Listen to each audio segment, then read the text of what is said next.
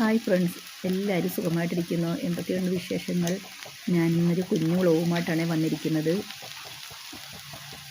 ഇന്ന് ഞാൻ ഉണ്ടാക്കുന്നത് പച്ച ചീരത്തോരനാണ്. ഇതാണ് നമ്മുടെ വീട്ടിൽ പിടിച്ചതാണ്, വെള്ളച്ചീരയാണ് കേട്ടോ. തോരൻ വെക്കാൻ വേണ്ടി കട്ട് ചെയ്ത് എടുക്കുവാണ്. കിളിച്ച് വരുന്നതാണ്. വലിയ ചീരയായിരുന്നു കേട്ടോ, നമ്മൾ മുറിച്ച് എടുത്ത്. അപ്പോൾ വീണ്ടും അത് പൊട്ടി കിളിച്ചതാണ്.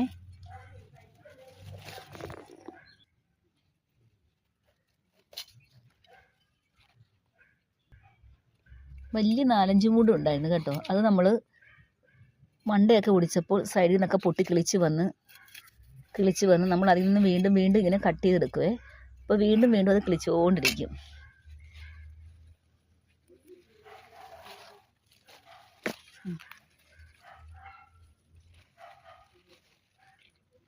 നമുക്കൊരു തോരനുള്ള ചീര എങ്ങനെ ആയാലും കിട്ടും.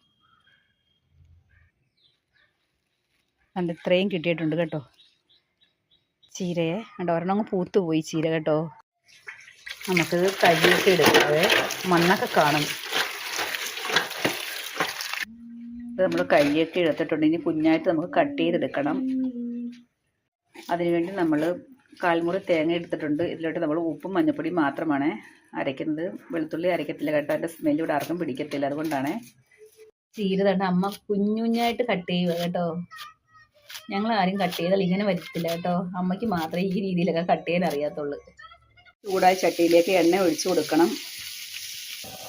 കടുവിട്ട് പൊട്ടിക്കണം.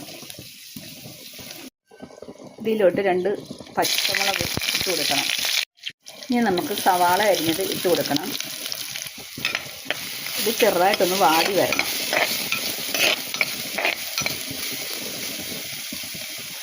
ഇതിലോട്ട് 2 വേപ്പില ഇട്ട് കൊടുക്കുക. നമ്മൾ നേരത്തെ ചതച്ച് വെച്ച അരപ്പാണ്. നമ്മൾ വെളുത്തുള്ളി ഒന്നും അരച്ചിട്ടില്ല കേട്ടോ. ജസ്റ്റ് ഒന്ന് പുരട്ടി കൊടുക്കുക. നമുക്ക് ഇതിലോട്ട് ഇട്ട് കൊടുക്കണം. ചുമന്ന ചീരയേക്കാൾ ഏറ്റവും ഗുണമുള്ളത് പച്ചച്ചീരയ്ക്ക് തന്നെയാണ്. ഇലക്കറികളിൽ ഏറ്റവും കൂടുതൽ ഗുണം അടങ്ങിയിട്ടുള്ളതും പച്ചച്ചീരയ്ക്ക് തന്നെയാണ്. ഇതൊന്ന് അടച്ച് വെച്ച് കൊടുക്കുക. നമുക്കൊന്ന് ജസ്റ്റ് ഇളക്കി കൊടുക്കാം ചീരത്തോരനെ. ചീരയ്ക്ക് ഒരുപാട് വേവൊന്നുമില്ല, ഒരു 4-5 മിനിറ്റുള്ള വേഗത്തേ ഉള്ളൂ. പക്ഷെ അടച്ചിട്ട് വരെ നമ്മൾ വെക്കരുത് കേട്ടോ. കാരണം ചീരത്തോരൻ കുഴഞ്ഞു പോകും. അതുകൊണ്ടാണ് ഒത്തിരി നേരം അടച്ച് വെക്കരുതെന്ന് പറയുന്നത്. തോരൻ ഇവിടെ റെഡിയായിട്ടുണ്ട്. അപ്പോൾ എൻ്റെ വീഡിയോ കണ്ട് ഇഷ്ടപ്പെട്ടാൽ അത് മറ്റുള്ളവരിലേക്ക് ഷെയർ ചെയ്യാൻ മറക്കരുത്. ലൈക്കും സബും ചെയ്യണം. അപ്പോൾ ശരി, ഓക്കെ, ബൈ.